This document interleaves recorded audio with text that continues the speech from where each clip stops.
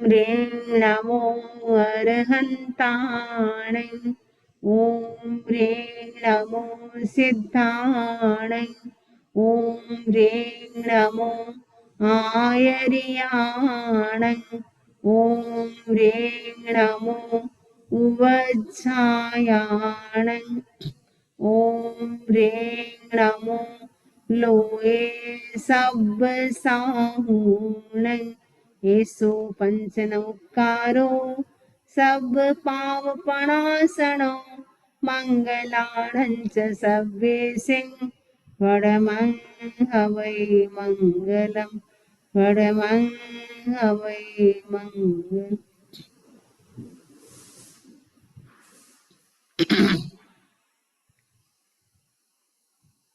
आराध्य देव के चरणों में वंदन। आदरणीय समणी जी, उपस्थित भाइयों तथा बहनों, उत्तराध्यान सूत्र का हमारा वाचन चल रहा है। इसके अंतर्गत हमने 15 चैप्टर कंप्लीट किए। आज हम 16 नंबर का चैप्टर शुरू करेंगे। इसका नाम है ब्रह्मचर्य समाधि ठाणम, ब्रह्मचर्य समाधि स्थान।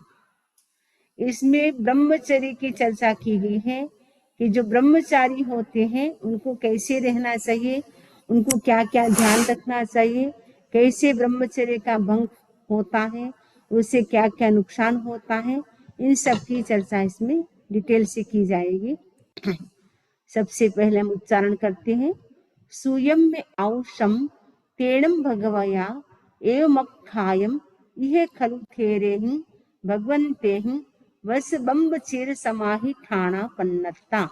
जे भिक्षु सोच्चा निसम्म संजम बहुले संवर बहुले समाहि बहुले गुत्ते गुतिंदिये गुत्त बंभयारी सया अपमत्ते विहरिज्जा। सूयम में औषम, ये आयुष्यमान मैंने सुना है। ये आयुष्यमान शब्द है वो शिष्य के लिए प्रयुक्त होता है। इस शिष्य को जब गुरु आशीर्वाद देते हैं आयुष्यमान भव, यानी तुम लंबे समय तक जीवित रहो, तो आयुष्यमान शब्द है वो बौद्ध परंपरा जैन परंपरा में भी शिष्य के लिए प्रयुक्त होता है। तेनम भगवया एवं मखायम, उस भगवान ने यानी प्रज्ञापक आचार्य ने एवं मन इस प्रकार अखायम कहा है। यह खलु थेरे ही, इस निर्ग्रंथ प्रवचन में थेरे ही यानी स्थविर भगवंतों ने 10 ब्रह्मचर्य समाधि ठाणा पन्नता, 10 ब्रह्मचर्य समाधि के 10 स्थान बतलाए हैं। मैंने ब्रह्मचर्य के कितने स्थान बताए हैं? 10 बताए हैं। किसने बताए हैं? जो स्थविर भगवंत हैं, यानी स्थविर का मतलब यहाँ पे है गणधर। तो गणधर भगवान जो हुए हैं उन्होंने ब्रह्मचर्य समाधि के 10 स्थान पन्नता बताए हैं। जे भिक्षु सोचा, जिसे भिक्षु यानी भिक्षु सोचा मैंने सुन करके, निस्सम ने निश्चय कर, संयम बहुले, संयम का संयम की अधिकता, संवर बहुले ने संवर की अधिकता, और समाहि बहुले ने समाधि की अधिकता। संयम का मतलब 5 इंद्रियों मन को जो हम वश करते हैं, कंट्रोल में रखते हैं, वो संयम हो गया। संवर का मतलब होता है आश्रव का निरोध, वो संवर होता है। समाधि यानी मन की शांति, वो समाधि होती है। गुत्ते यानी मन वचन और काय तीनों गुप्तियों का संयम करना, मन का भी संयम करना, वचन का भी संयम करना, और काय यानी शरीर का भी संयम करना। गुत्तेन्द्रिय, और इंद्रियों को भी, इंद्रियों को क्या करना? उनके विषयों से रक्षा करना, बचाना। गुत्ती का मतलब बचाना, इंद्रिय माने इंद्रियों को उनके विषयों से बचाए। क्योंकि जो 5 इंद्रियां हैं वो अपने अपने विषय में वो क्या करती है? अपने अपने विषय को ग्रहण करती है। जैसे श्रोतेंद्रिय है, उसका विषय है शब्द, तो कान में जो शब्द पढ़ते हैं, तो अच्छे शब्द पढ़ते हैं, उससे हमारा अट्रैक्शन बढ़ता है। यदि उसके प्रति फिर राग आता है, यदि कान में जो अच्छे शब्द नहीं है वो आते हैं तो उसके प्रति हमें द्वेष आता है। तो कान का भी संयम करें, यानी जो भी शब्द हमारे कान में आ रहे उसके प्रति राग द्वेष न करें। क्योंकि कान खुले हैं तो शब्द तो आएंगे, लेकिन उसके प्रति हमें राग द्वेष नहीं करना है। आंखों का काम है रूप देखना, तो देखेंगे तो सामने बहुत सारे रूप आएंगे, कोई बहुत ब्यूटीफुल होगा, कोई एकदम अगली होगा, तो हमें उसके प्रति राग द्वेष आता है। तो हम आंखों का भी संयम करें, यानी जो भी रूप हमारे सामने आ रहे हैं उसके प्रति हम राग द्वेष न करें, क्योंकि आंखों को तो हम बंद नहीं कर सकते हैं, लेकिन आने वाले जो भी रूप है उसके प्रति हम राग द्वेष न करें। और स्मेल भी आएगी, अच्छी भी आएगी और बेड भी आएगी, गुड बेड दोनों प्रकार की स्मेल आ सकती है, लेकिन दोनों के प्रति हम क्या करें, राग द्वेष न करें। और उसके साथ साथ टेस्टी कोई भी चीज हम खाते हैं उसके प्रति भी राग द्वेष न करें। कभी आपके सामने बहुत टेस्टी चीज होती तो बार बार तारीफ करते, वाह क्या सुंदर बनाए, कितनी सुंदर सब्जी बनाई, कितना सुंदर ये बनाया है, तो खाते भी जाते हैं, तारीफ भी करते जाते, प्रशंसा भी करते जाते, उससे और कर्म का बंधन होता है। और कभी कभी हमारे मन के अनुकूल नहीं होता है भोजन, उसके प्रति द्वेष करेंगे, बार बार कैसा खाना बनाया, तो बिल्कुल भी टेस्टी नहीं था, तो मुझे बिल्कुल भाया नहीं, तो खाना भी खा रहे और साथ में आप द्वेष भी करते जा रहे हैं। तो उनसे हम कैसे बच सकते हैं? इन्हें पांचों इंद्रियों के जो विषय है उनसे हमें क्या करना है, अपने आप को बचाना है। कितना हम बच सकते हैं उतनी हमें ट्राई करना है, कोशिश करना है। गुप्त ब्रह्मचारी, जो ब्रह्मचर्य से जो गुप्त है, सया अपमत्ते, वो क्या करे, हमेशा अप्रमत्त होकर के विहार करे। ब्रह्मचर्य को 9 सुरक्षाओं से सुरक्षित रखे। 9 वाड़ होती है ब्रह्मचर्य की, सील की 9 वाड़, एक बुक भी है आचार्य भिक्षु ने लिखी है, सील की 9 वाड़, तो वो किताब भी, उसमें पूरा ब्रह्मचर्य के बारे में डिटेल से बताया गया है। तो ये जो ब्रह्मचर्य है उसको 9 वाड़ सहित उसकी सुरक्षा करनी होती है। जैसे खेत होता है उसकी सुरक्षा के लिए बाड़ होती है, वैसे ही ब्रह्मचर्य की सुरक्षा के लिए भी एक प्रकार की 9 प्रकार की बाड़ होती है, जिसकी चर्चा इसमें आएगी। कैरे खलुते थे भगवंते 10 ब्रह्मचर्य समाहिठाना पन्नता। तो ये जो स्थवी भगवान ने वे कौन से 10 स्थान ब्रह्मचर्य की पन्नता बताए हैं। जे भिक्षु सोचा, जिसे भिक्षु सुन करके निश्चय करके संयम संवर समाधि और गुप्ते मन वचन काया से काया को वो गुप्त करते हैं, उनका संयम करते हैं और इंद्रियों को विषय से बचाते हैं। गुप्त ब्रह्मचारी, और जो ब्रह्मचर्य को जो गुप्ते ने सुरक्षित रखना चाहते हैं उनके लिए वो क्या करते हैं, वो सदा सयामरे सदा अपमत्ते विहिरेजा, अप्रमत होकर के विहार करे। अब जो 10 स्थान है कौन से बताए हैं वो यहाँ पे बताया जा रहा है। इमे खलुते थेरेंग भगवंते 10 ब्रह्मचर्य समाहिठाना पन्नता।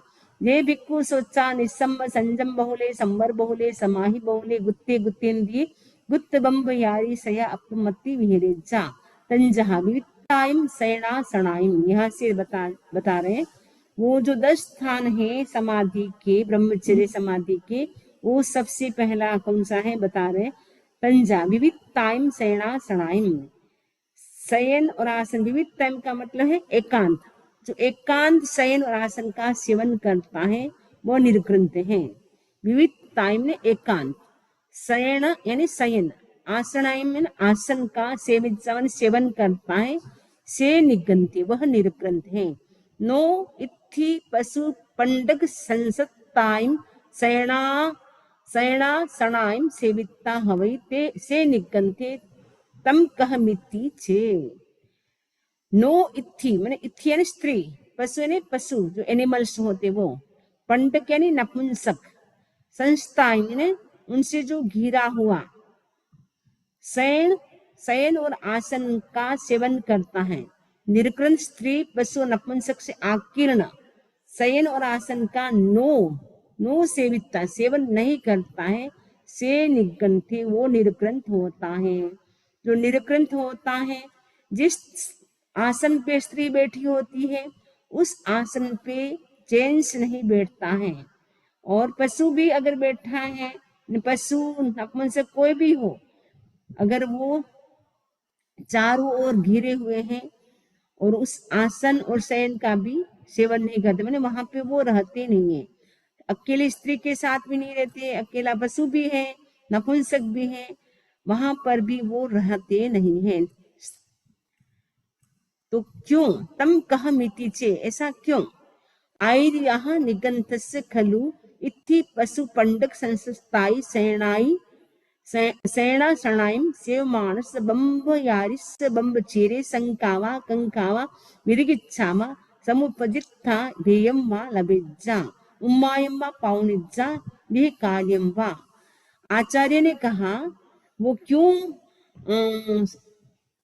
स्त्री और पशु और नपुंसक से जो घिरे हुए हैं, ऐसे स्थान पर वो क्यों नहीं रहते हैं, ऐसे आसन पर क्यों नहीं बैठते हैं?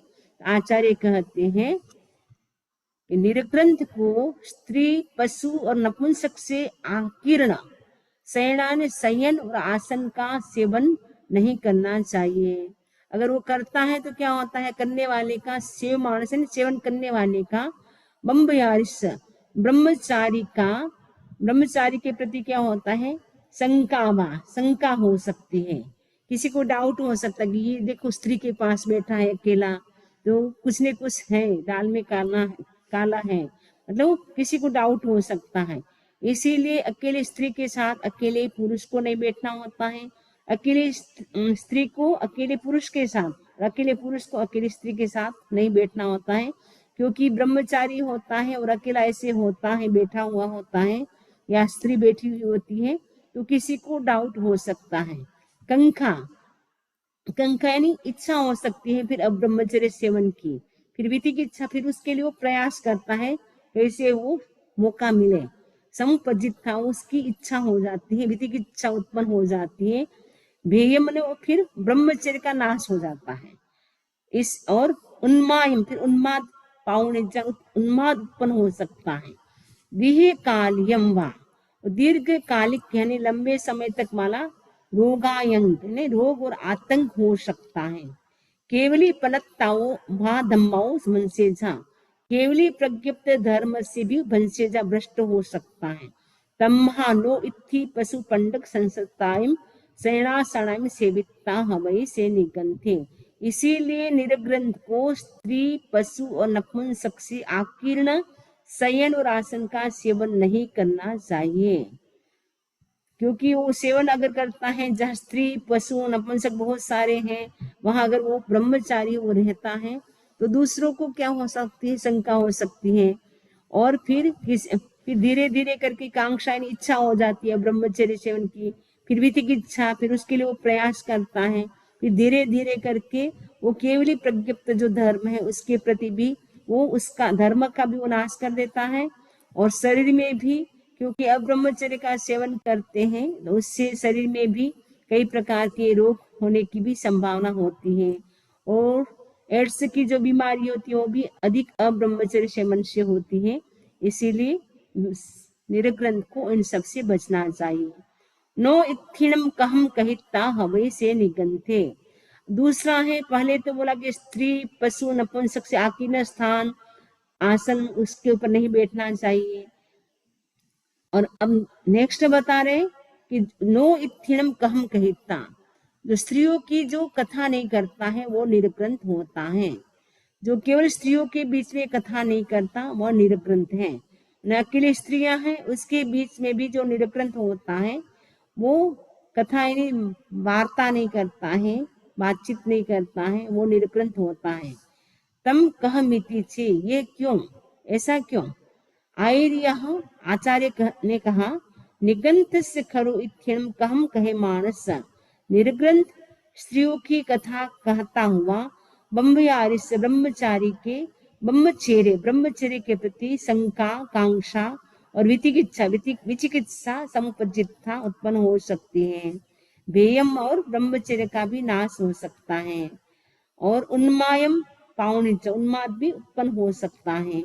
दिहे कालिमा, और दीर्घकालिक रोग और आतंक भी हो सकता है।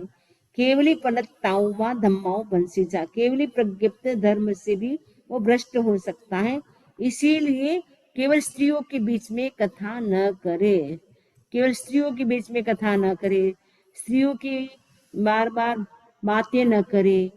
नो इत्थिम सद्धिम सन्नि से जा गए विहरिता हवै से निगंथे तम कहा मिति छे।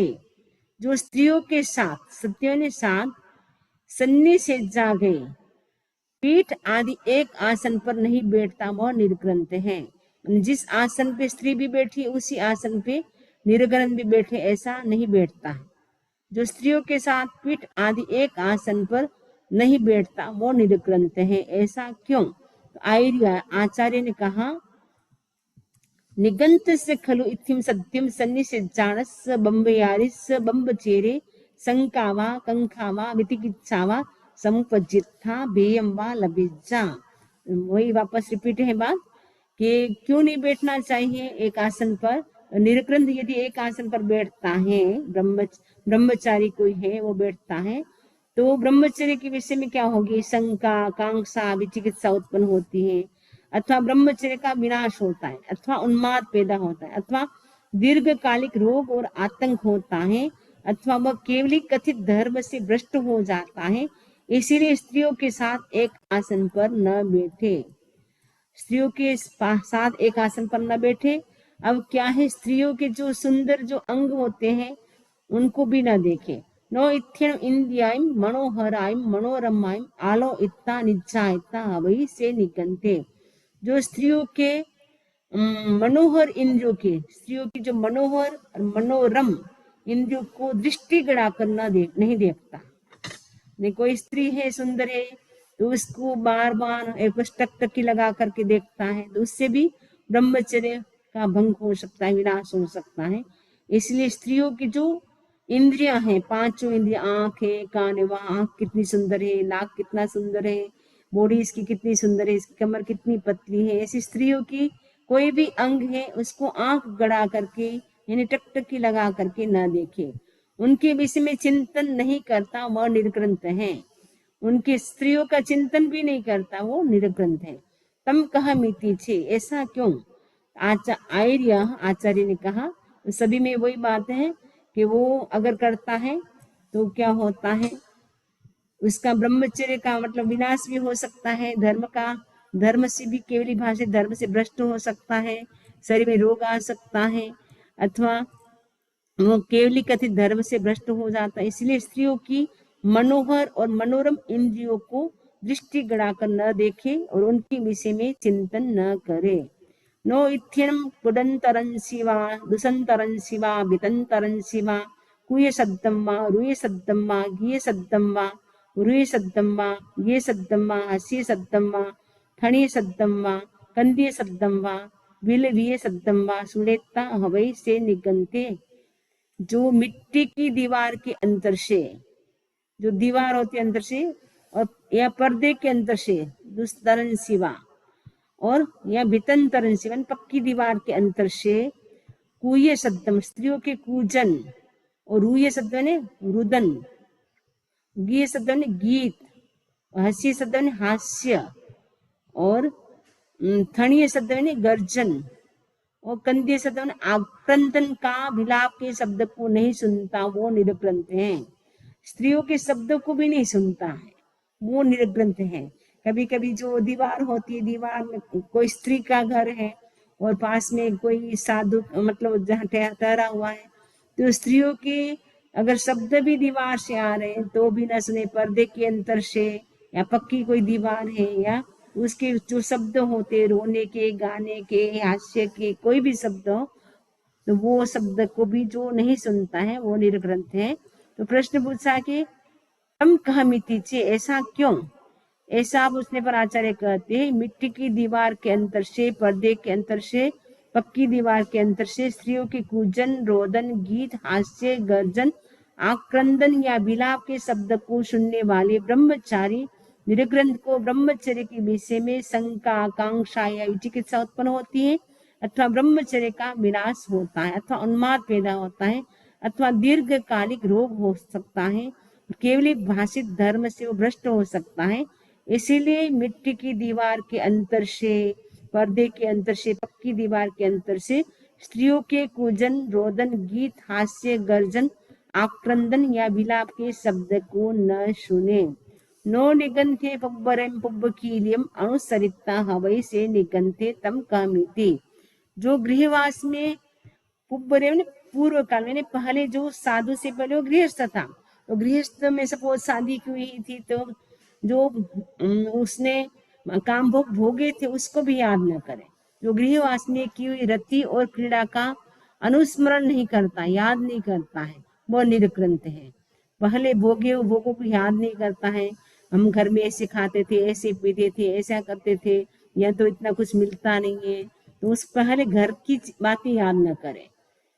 जो साधु जीवन में आ गया फिर साधु की चर्या के अनुसार चले, लेकिन घर की याद न करके हम ऐसा खाते थे, वैसा रहते थे, ऐसा करते थे, तो उससे क्या होता है, कर्म का बंधन होता है। आचार्य ने कहा कि ऐसा क्यों नहीं करना चाहिए। निगंथस्य खलु बब्बर्यम पब्बकीलम अणुसरमाणस्य बम्बयारिस्य बम्बचेरे शंकावा कंकावा वितिगिच्छावा। सबे वही आंसर है सबका कि ऐसा पूछने पर आचार्य कहते हैं गृहवास में की हुई रति और क्रीड़ा का अनुस्मरण करने वाले ब्रह्मचारी निरग्रंथ को ब्रह्मचर्य के विषय में शंका कांक्षा विचिकित्सा उत्पन्न होती है, अथवा ब्रह्मचर्य का विनाश होता है, अथवा उन्माद पैदा होता है, अथवा दीर्घकालिक रोग और आतंक होता है, अथवा वह केवली कथित धर्म से भ्रष्ट हो जाता है। इसलिए गृहवास में की हुई रति और क्रीड़ा का अनुस्मरण न करे। अब नो पण्यम आहारम आहारिता हवै से निगंथे। निर्ग्रंथ कौन होता है? जो प्रणित आहार नहीं करता है वो निर्ग्रंथ है। प्रणित का मतलब है जिसमें घी, दूध, तेल जो होते ना 6 बीघे, कई बार होते इतना घी टपकता रहता है, तेल टपकता रहता है, ऐसा प्रणित एकदम गरिष्ठ स्पाइसी भोजन जो नहीं करता है वो निर्ग्रंथ है। क्योंकि ज्यादा घी, दूध, तेल, मिठाई, नमकीन वो सारी चीजें खाएंगे, उससे क्या होगा, शरीर में विकृति उत्पन्न होगी, विकार उत्पन्न होगा। विकार उत्पन्न होगा तो फिर वो उसका ब्रह्मचर्य सुरक्षित नहीं रह सकता है। इसलिए ब्रह्मचारी को गरिष्ठ भोजन नहीं करना चाहिए। मतलब कभी कभार एक पीस खा लिया तो ठीक है, लेकिन रोज रोज नहीं खाना चाहिए। आचार्य महाप्रज्ञ जी ऐसे कई बार फरमाते थे, मान लो एक दिन मिठाई खा ली तो 3 दिन पूरा छोड़ दो, क्योंकि उसको पचने में भी टाइम लगता है। और ऐसे ज्यादा स्वीट खाते हैं, ज्यादा दूध, ज्यादा दही, मक्खन, ऐसी चीजें खाते हैं तो शरीर में विकृति, विकार उत्पन्न होने की संभावना होती है। और आजकल तो ऐसे भी मना करते हैं कि ज्यादा घी मत खाओ, ज्यादा दूध मत पियो, क्योंकि ज्यादा घी खाने से कोलेस्ट्रॉल बढ़ सकता है, ज्यादा दूध, दही आदि खाने से कोलेस्ट्रॉल बढ़ता है, फिर हार्ट की प्रॉब्लम होती है। इसीलिए आजकल तो ऐसे भी मना कर रहे हैं, लेकिन पहले के जमाने के लोग घी, दूध आदि ज्यादा खाते थे। आजकल तो ऐसे भी शायद कम खाते होंगे। आयर्याह निगंत ऐसा प्रणित भोजन क्यों नहीं करना चाहिए? आचार्य कहते हैं निगंथस्य खलु पण्यम पाण भोयम आहारे मानस बम्ब्यारिस बम्बचेरे शंकावा कंखावा वितिकिच्छावा समुपजित्ता भेयम वा लभेज्जा उम्मायम वा पावनिज्जा दीर्घकाल्यम वा रोगायंकम हवेज्जा केवली पंडिताओ वा धम्माओ भंसेजा तम्हा खलु नो निगंथे पण्यम आहारम आहारेज्जा। सभी का आंसर वही है। इसीलिए आगे चलते हैं। नो अयि मायाए पाण भोजनम आहारेता हवै से निगंते तम कहमिति। अब है कि पहले तो आए अति माने प्रणित भोजन, गरिष्ठ भोजन, स्पाइसी भोजन नहीं करना चाहिए। अब है कि अधिक मात्रा में भोजन भी करे तो लिमिट के साथ करे, लेकिन ज्यादा मात्रा में पेट भर करके बहुत ज्यादा नहीं खाना चाहिए, थोड़ी उनोदरी करनी चाहिए। भोजन जो ब्रह्मचारी होता है उनको भूख से थोड़ा कम खाना होता है। यदि वो पूरा ठोस ठोस करके भर के खाएगा, पेट भर के खाएगा, उससे उसके शरीर में आलस्य आएगा, फिर विकार भी हो सकता है। इसलिए भगवान कहते हैं नो अयि माया, अति मात्रा में भोजन न करे। मात्रा से अधिक नहीं पीता और नहीं खाता वह निर्ग्रंथ है। नहीं, लिमिट होती है कि स्त्री को कितना खाना चाहिए, पुरुष को कितने कवल खाना चाहिए, वो भी लिमिट है। कि जो पुरुष होता है उसको 32 कवल से ज्यादा नहीं खाना चाहिए। 32 कवल यानी जो अंडा होता है ना, एग, वो उस साइज का 32 ग्रास बोलते हैं, उससे थोड़ा कम खाता है तो उनोद्री हो जाता है, पूरा खाता है तो उनोद्री नहीं होता है। और स्त्री के लिए बोलते हैं 27 कवल यानी 27 ग्रास, उससे ज्यादा नहीं खाना चाहिए। वो एक के आकार का इतना बड़ा जो ग्रास होता है 27 से अधिक न खाए। और 27 पूरा खाता है तो वो उनोद्री नहीं हुआ, लेकिन उसमें से एक ग्रास भी अगर कम खाता है तो उनोद्री हो जाता है। तो मात्रा से अधिक नहीं खाता नहीं पीता वो निर्ग्रंथ होता है। ऐसा क्यों? आर्य आचार्य ने कहा निगंतस्य खलु अयि माये पाण भोजन आहारे मानस बंब यारिस बंब छेरे संकावा कंकावा विधिगिच्छावा संपज्जिथा भेयम वा लभेज्जा उम्मायम वा पाउनिज्जा दी कालिम वा रोगायंकम हवेज्जा केवली पन्नत्ताओ वा धम्माओ भंसेज्जा तम्हा खलु नो निगंथे अयि मायाए पाण भोजनम भुंजिज्जा। क्योंकि वो अगर ज्यादा भोजन करेगा उससे ब्रह्मचर्य के विषय में शंका आकांक्षा विचिकित्सा उत्पन्न हो सकती है, ब्रह्मचर्य का विनाश भी हो सकता है और उन्माद भी हो सकता है, कोई रोग भी हो सकता है। और केवली भाषिक जो धर्म है उससे भी वो भ्रष्ट हो सकता है। इसलिए मात्रा से अधिक न पिए और न खाए। नो विभूषाणु वाई हवई से निगंथे, जो विभूषा नहीं करता वो निर्ग्रंथ होता है। जो साधु होता है वो विभूषा नहीं करता है, विभूषा यानी मेकअप नहीं करता है। जो साधु होता है वो किसी भी प्रकार का विभूषा नहीं करता है, श्रृंगार नहीं करता है। इसीलिए साधु बाल भी नहीं रखते, क्योंकि बाल भी एक प्रकार का श्रृंगार होता है। और किसी भी प्रकार का वो क्रीम पाउडर के कुछ भी नहीं लगाता है। तो जो विभूषा नहीं करता, शरीर को नहीं सजाता, वो निर्ग्रंथ है। शरीर को किसी भी प्रकार का वो सजाता नहीं है। तो ऐसा क्यों? आचार्य कहते हैं विभूषावत्ति विभूष्य शरीरे इत्थि जनस अभिलषणिज्य हवई। ऐसा पूछने पर आचार्य कहते हैं जिसका स्वभाव विभूषा करने का होता है, जो शरीर को विभूषित किए रहता है, उसे स्त्रियां चाहने लगती है। यानी एकदम सुंदर सुंदर वो दिखाई देगा तो स्त्रियां उसके प्रति अट्रैक्ट हो जाएगी। इसलिए साधु को श्रृंगार नहीं करना होता है। पश्चात स्त्रियों के द्वारा चाहे जाने वाले ब्रह्मचारी को ब्रह्मचर्य के विषय में शंका आकांक्षा विचिकित्सा उत्पन्न हो सकती है, अथवा ब्रह्मचर्य का विनाश हो सकता है, अथवा उन्माद पैदा होता है, अथवा दीर्घकालिक रोग और आतंक होता है, अथवा ये केवली भाषित धर्म से वो भ्रष्ट हो जाता है। इसलिए विभूषा न करे। नो शब्द रूप रस गंध हासाणु वाई हवई से निगंते, जो शब्द यानी शब्द, रूप यानी रूप, रस, गंध और स्पर्श से, स्पर्श में जो आसाणु वाई यानी जो आसक्त नहीं होता, अटैच नहीं होता, वो निर्ग्रंथ है। उनके सामने कैसे भी शब्द आए, रूप आए, रस आए, टेस्टी की बहुत सारी टेस्टी चीज आए, चाहे कोई भी स्मेल आ जाए या कोई भी टच आ जाए, उन उन ये जो पांचों इंद्रिय के जो 5 विषय हैं, ऐसे टोटल 23 होते हैं विस्तार से, तो उसके प्रति जो अट्रैक्ट नहीं होता है, अटैच नहीं होता है, वो निर्ग्रंथ होता है। आर्य निगंथास खलु, सभी में आंसर वही देते हैं आचार्य कि ऐसा करने से क्यों नहीं करना चाहिए, क्योंकि ऐसा करने से शंका आकांक्षा विचिकित्सा हो सकती है, ब्रह्मचर्य का नाश हो सकता है, रोग हो सकता है, और केवली भाषिक धर्म से वो भ्रष्ट हो सकता है। इसीलिए ब्रह्मचारी को शब्द, रूप, रस, गंध और स्पर्श में आसक्त नहीं होना चाहिए। ब्रह्मचर्य की समाधि का ये 10वां स्थान है। ये 10 स्थान ब्रह्मचारी के यहाँ बता दिया, ब्रह्मचर्य के समाधि स्थान के। भवन्ति इत्थ शीलोगा तंजहा, यह श्लोक है जैसे जम विविक्त मणा इन्नम रह्यम थी जनेन य ब्रह्मचेरस रखट्ठा आलयम तु निसेवये। जम विविक्त मणा इन्नम रह्यम थी जनेन य ब्रह्मचेरस रखट्ठा आलयम तु निसेवये। ब्रह्मचर्य की रक्षा के लिए मुनि वैसे आलय का मतलब है घर, आलय में रहे जो एकांत अनाकीर्ण हो, विवित्वन एकांत, और अनाकीर्ण कोई वहां पे घिरा हुआ न हो, और स्त्रियों से रहित हो। रहियम थी जनेना, स्त्रियों से रहित हो, वैसे स्थान पे साधु को रहना चाहिए।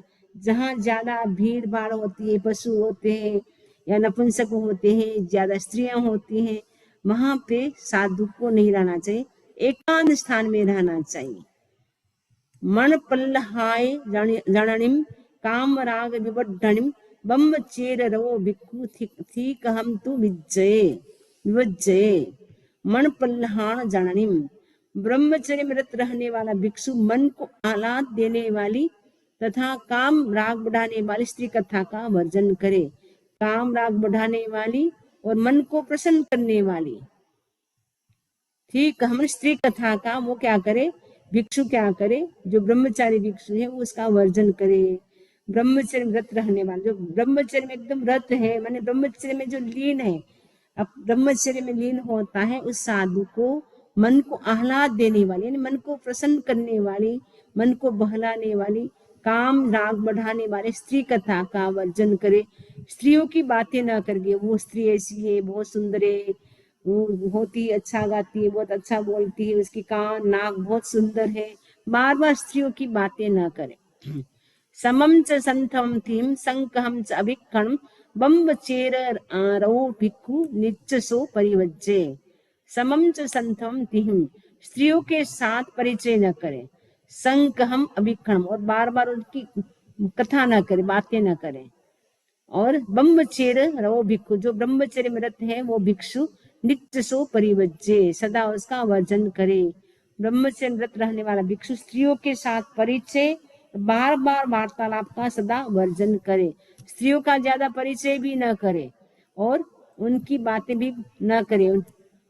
अंग पच्चंग संठानम चारुल्य व्यपेह्यम बम्ब चेर रवोथीनम चक्षु गिज्जम विवज्जे।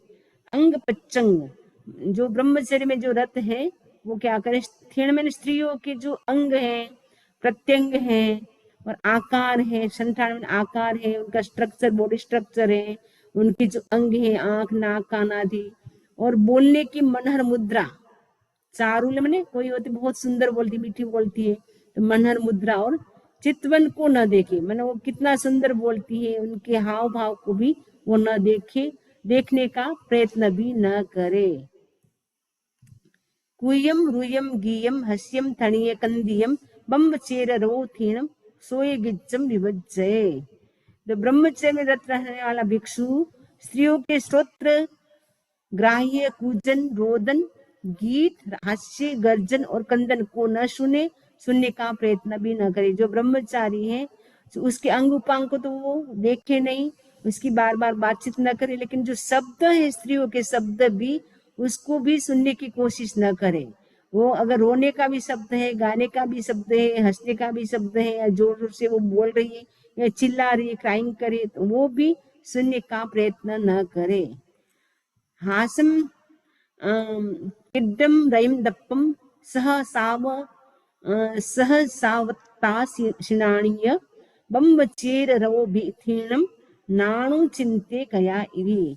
हास्य, क्रीड़ा, रक्ति, दर्प, सहसा वत्तासीनाणी, स्त्रियों के साथ अनुकूल हास्य।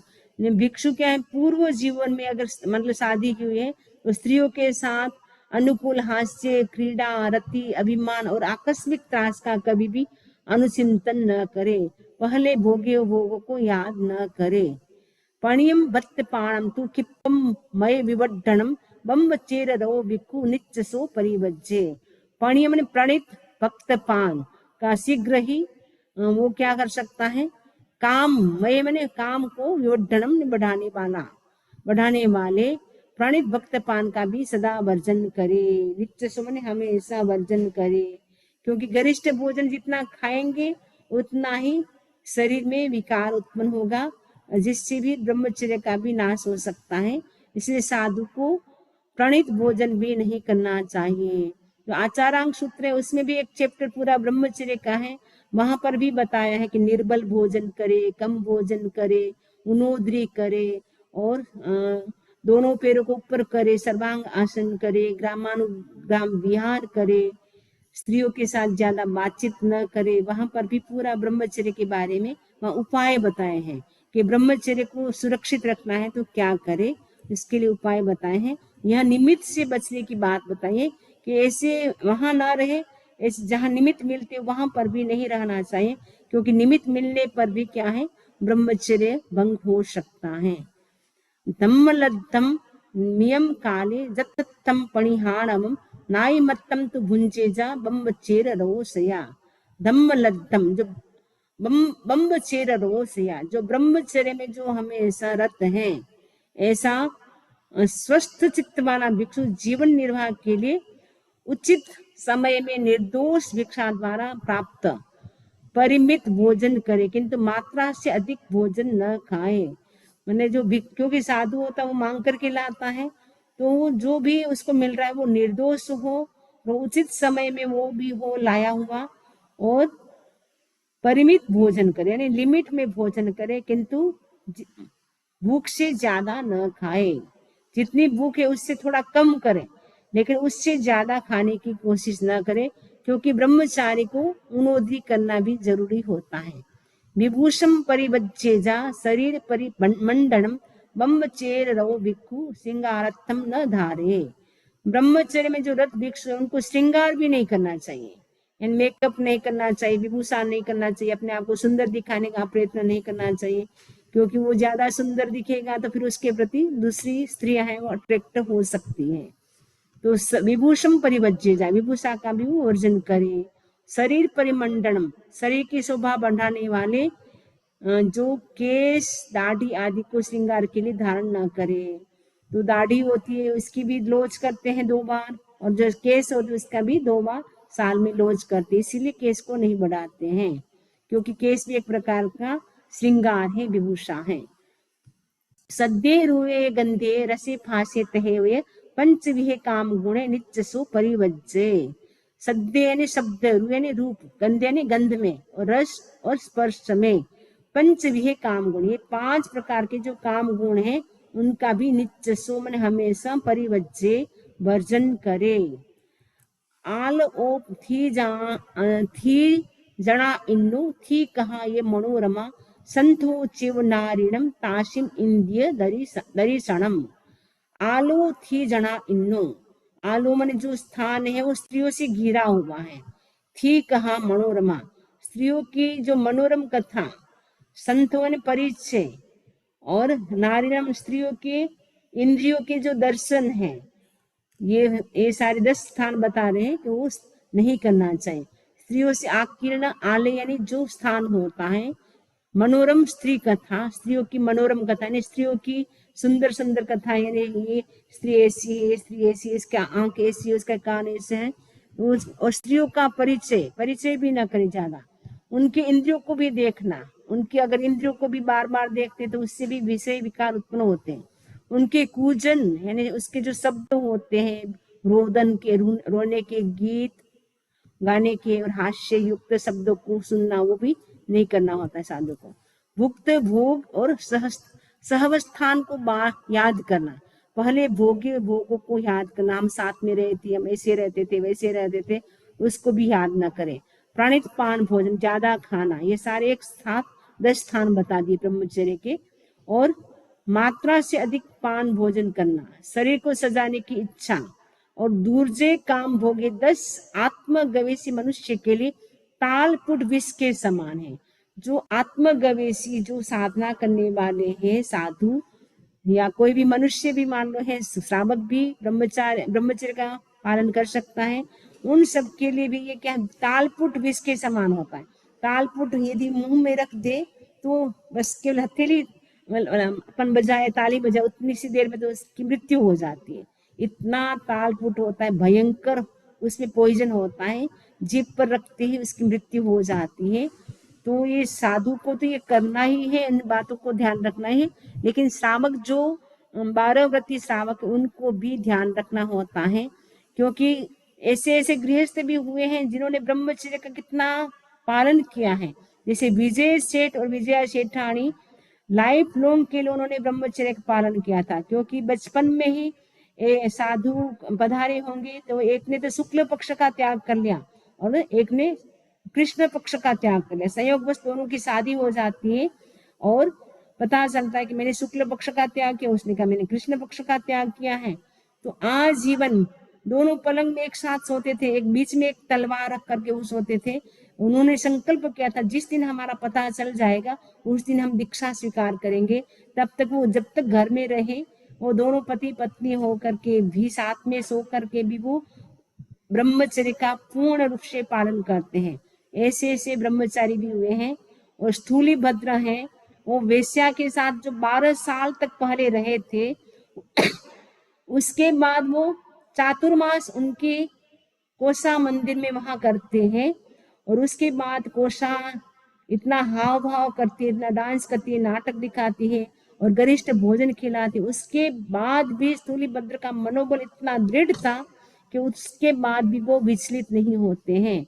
उनको देखा देखी सिंहवासी मुनि जाते हैं वो तो विचलित हो जाते हैं, लेकिन जो स्थूलीभद्र होते हैं वो विचलित नहीं होते। इसलिए हम आज भी स्थूलीभद्र का नाम लेते हैं। जब मंगल पाठ बोलते हैं स्थूलीभद्राद्या जैनम जयतु शास्त्रम बोलते हैं तो स्थूलीभद्र का नाम इसीलिए लेते हैं क्योंकि वो उनका ब्रह्मचर्य था, वो बहुत स्ट्रोंग उन्होंने पाला, उनका मनोबल था वो स्ट्रोंग था।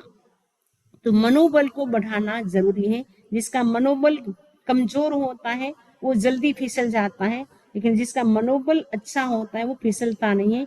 ब्रह्मचर्य के तो कितने कितने उदाहरण मिलता है कि सुभद्रा जो महासती थी, सुभद्रा सती थी, जो 16 सतियों में एक आती है सुभद्रा महासती, तो उन्होंने ब्रह्मचर्य के प्रभाव से जो चंपा के द्वार जो खुल नहीं रहे थे उन्होंने पानी चाल जो छलनी में पानी कुएं से निकाला और उस पानी से दरवाजे के ऊपर छींटे लगाए, वो द्वार खुल गए। एक गेट को नहीं खुला कि आने वाली सती पे कभी भी ऐसा कोई संकट आएगा वो ही उस द्वार को खुलेगा। ऐसा करके एक द्वार को नहीं खोला, बाकी 3 गेट को शायद खोल दिया। वो जो सीता महासती वो भी रावण के घर रही थी, लेकिन उन्होंने ब्रह्मचर्य का अच्छी तरह से पालन किया था, इसलिए उनकी परीक्षा होती अग्नि परीक्षा, तो अग्नि परीक्षा में वो पास हो जाती, अग्नि भी पानी बन जाती है। तो ब्रह्मचर्य के तो कितने कितने उदाहरण हैं। सुदर्शन शेठ जो श्रावक था उन्होंने उनके भी एक जो रानी थी वो बहुत उनको उनके रूप के प्रति वो मोहित हो जाती है। वो सुदर्शन शेठ को तो पोषद था, वो पोषद में उठा करके उनके लोग ले जाते हैं। फिर वो रानी बहुत रिक्वेस्ट करती है लेकिन वो तो टच से मस नहीं होते हैं। फिर रानी को लगता है कि अब पता चल जाएगा, राजा को खराब लगेगा, तो रानी झूठा बोलती है इसने मेरे को छेड़ा है, इसने मेरा सील भंग कर रहा है। उतने में राजा आता है, राजा ने उसको सूली की सजा सुदर्शन शेठ को सुना दी, लेकिन ब्रह्मचर्य के प्रभाव से सूली भी क्या बन जाती है, सिंहासन बन जाती है। तो एक रात का भी अगर ब्रह्मचर्य व्रत का पालन करते उससे भी एक किताब में अभी मैंने पढ़ा था 180 उपवास का लाभ होता है। ब्रह्मचर्य का पालन करने से कितना लाभ होता है। अब्रह्मचर्य का सेवन करने से क्योंकि 9 लाख जीव उत्पन्न होते हैं, वो सब उसकी हिंसा होती है, मृत्यु हो जाती है सब जीवों की। 1-2 बचते हैं वो बच्चे के रूप में होते हैं, बाकी लगभग मृत्यु हो जाती है। तो वो सारी हिंसा का पाप हमको लगता है। तो एक दिन का भी ब्रह्मचर्य पालन करते हैं उससे 180 उपवास का लाभ होता है। और जो शील व्रत का ब्रह्मचर्य व्रत का शुद्ध मन से पालन करता है उसको भी 23 बोले हैं मोक्ष प्राप्ति के, उसमें एक बोले है शील व्रत नो शुद्ध मन की पालन करे तो जीव जल्दी मोक्ष जा सके, तो जल्दी वो मोक्ष जा सकता है, एक अवतारी भी बन सकता है। तो ब्रह्मचर्य का शील का इतना प्रभाव है। शील के प्रभाव से तो जंगल में भी मंगल हो जाता है और जो विपत्ति होती वो भी टल जाती है। तो ब्रह्मचर्य का बहुत प्रभाव है। ये 4 श्लोक अभी बाकी है और अपना टाइम हो रहा है, तो कल इसको करेंगे अपन, भाव रखते हैं।